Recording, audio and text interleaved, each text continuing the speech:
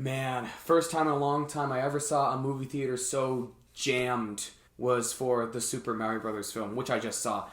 The theater, okay, little story time. The theater was jammed. You could hardly find a seat. If you thought finding a needle in a haystack was hard, think again.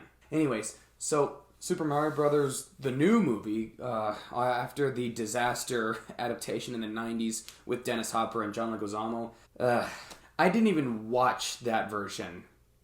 I like John Leguizamo and I like Dennis Hopper, but that movie, forget about it. This movie, remember it. Man, you got Anya Taylor-Joy, who's just the queen of the movies now. Anya Taylor-Joy has just been killing film after film after film for the last 8 years. Since the mid-2010s, she's been everywhere in movies. From Glass, The Witch, Split, Emma, Last Night in Soho, and the Netflix original series The Queen's Gambit. Anya Taylor-Joy is just all over the place. You just can't get away from her, and that's a good thing. And just recently, The Northman. You got Chris Pratt playing Mario, Jack Black as Bowser, Jack Black as Bowser. Ultimate choice. Okay, they must have dubbed his voice, or Jack must have had his trademark deep roar when he spoke as Bowser. Jack Black is just a talented voice actor. Jack Black, you never go wrong with. He is the definition of entertainment. He always makes you feel open. He always gets your laughing bone funny. He always makes sure the funny bone is funny. And he, is just Jack Black.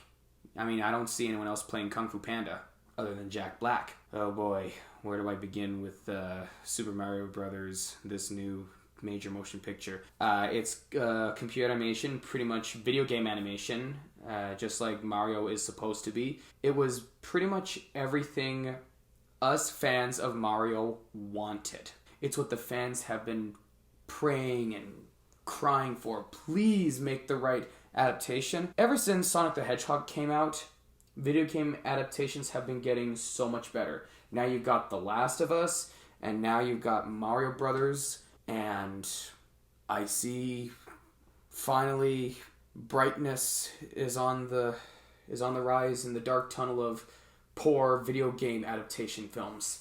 So what did it do that actually made it work? Well, rather than have it being a weird exaggeration, it was pretty much all the references were placed at the right spot. So, for instance, in Mario, when he's running and when he jumps, we hear the whoop, whoop. My father used to have an old Nintendo and we used to play on it all the time, and every time Mario would jump, it was always whoop, whoop, whoop. And we hear that when he jumps, and he makes the pose when he jumps, and there's also references to mushrooms. I hate eating mushrooms. Well, eat the mushroom. And he becomes big and strong. He eats the blue mushroom. Shrinks to the size of a sesame seed. There is a lot to discuss for this adaptation. I have to split it into 2 parts, so stay tuned for part 2.